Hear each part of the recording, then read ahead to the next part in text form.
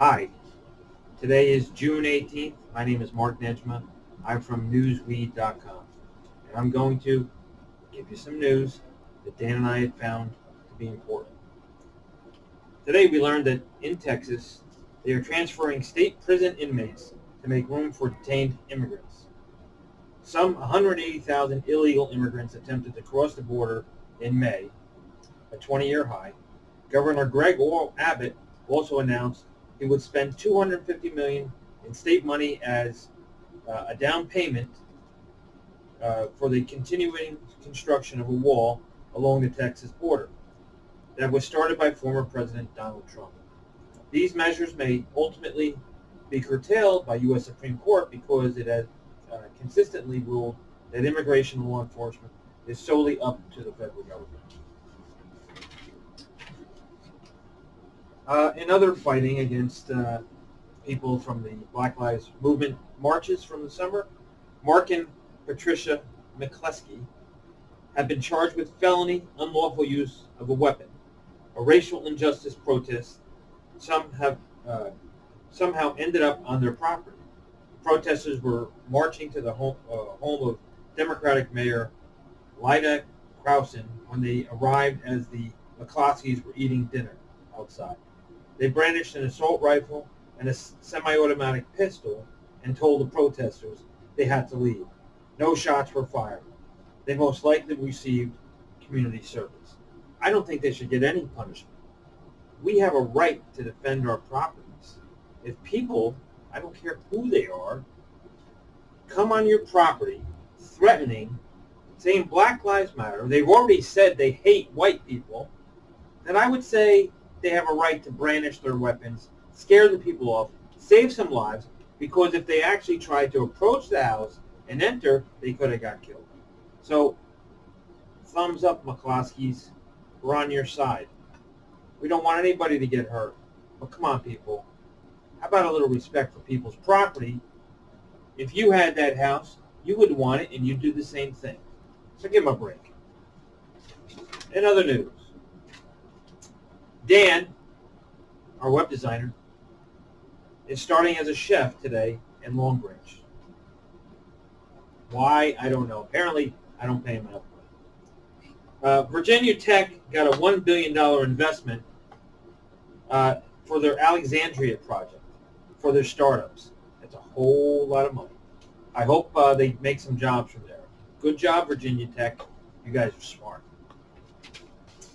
Today, the company went public in the psychedelic drug area, and the CEO made a few comments. He said that you'll be having tripping times with your therapist. The stock symbol is ATAI. Today it opened at $15 and rose quite a bit. Take a look at the stock. I think I saw it last at $19. The CEO also said that mental illness is rampant in the United States and that the mental health issues will continue to rise. Why? Because the world is being built badly, especially from social media. Instagram is a bad, bad thing. They're years away from the first approval. Magic mushrooms, however, are in the pipeline, as well as 10 other therapeutic psychedelics. This startup might be something you want to take a look at, or at least when you're sober, so you understand it well.